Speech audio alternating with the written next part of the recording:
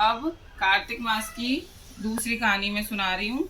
एक बुढ़िया थी, वो रोज कार्तिक स्नान करती थी। जब वो कार्तिक स्नान करने जाती थी तो भगवान कृष्ण उसके लिए खिचड़ी का कटोरा रख जाते थे और वो आकर उसका खिचड़ी खा लेती थी। रोज ऐसे ही पूरा महीने चलता रहा। आखिरी जब दिन आया तो उसके पड़ोसी वगैरह देखते थे कि अरे ये तो स्नान करने जाती है और कोई आता है और उसके लिए खिचड़ी भरा कटोरा खूब घी से लथपथ रख जाता है। तो वो स्नान करने गई और कटोरा भगवान जी रख कर गए, लड्डू गोपाल जी। तो पड़ोसियों ने क्या किया, उसकी खिचड़ी का कटोरा लेकर घर के पीछे फेंक दिया।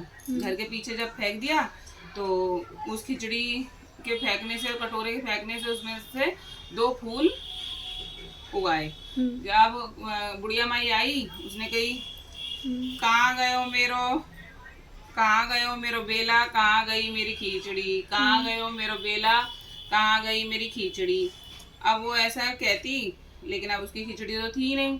अब वो जो फूल उगाए थे वहां से राजा जा रहा था, उसको वो फूल बहुत प्यारे लगे तो उसने वो फूल दोनों तोड़ लिए और अपनी बीवी को, रानी को दे दिए।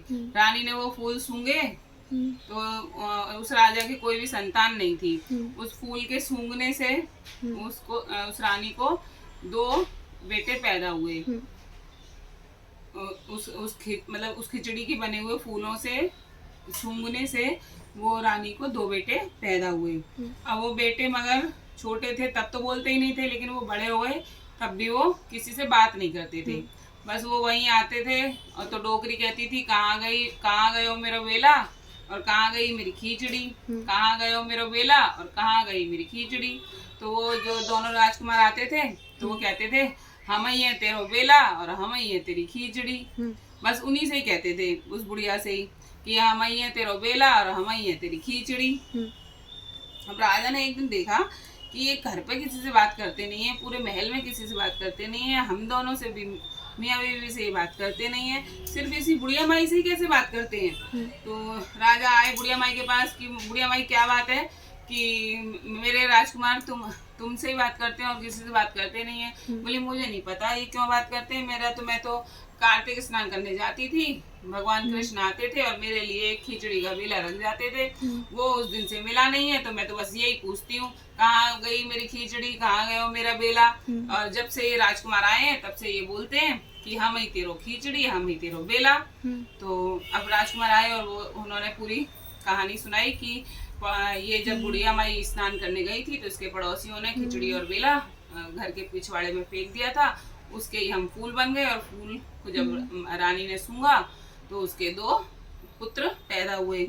तब जैसे फिर वो राजा बोला कि कार्तिक मास का स्नान का इतना महत्व है तो आज से हम भी जोड़े से स्नान किया करेंगे। जैसे फिर उन्होंने वो बुढ़िया माई को अपने ही उसमें घर में महल में रख लिया और जैसे बुढ़िया माई की सुनी, जैसे सबकी सुनना भगवान, जैसे राजा रानी को संतान प्राप्त हुई वैसे ही सबको अच्छी संतान देना। राधे राधे। आप लोगों को ये कहानी अच्छी लगी हो तो प्लीज़ सुने, कमेंट करके बताएं और आज के दिन कहाँ ऐसा घर बनाकर आप ज़रूर सुने तो आपकी जो घर बनाने की मनोकामना है वो ज़रूर पूरी होगी। अगले साल तक आप अपने ही खुद के घर में ऐसा घर बनाएंगे और उसमें रह पाएंगे। और जिन्होंने स्नान नहीं भी किया है कार्तिक स्नान, वो भी ये कार्य कर सकते हैं अपने घर पर। और उसके बाद हम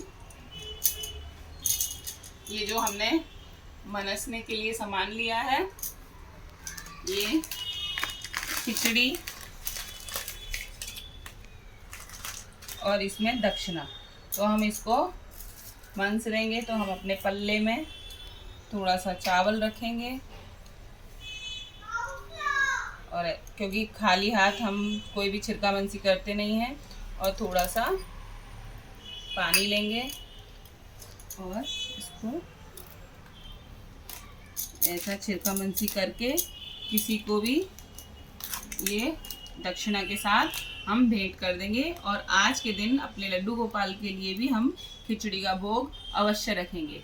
राधे राधे। अगर आपको मेरा वीडियो अच्छा लगा हो तो प्लीज़ शेयर करें, कमेंट करके ज़रूर बताएं कि आपको मेरी ये दोनों कहानियाँ कैसी लगी कार्तिक मास के अगले दिन की। राधे राधे।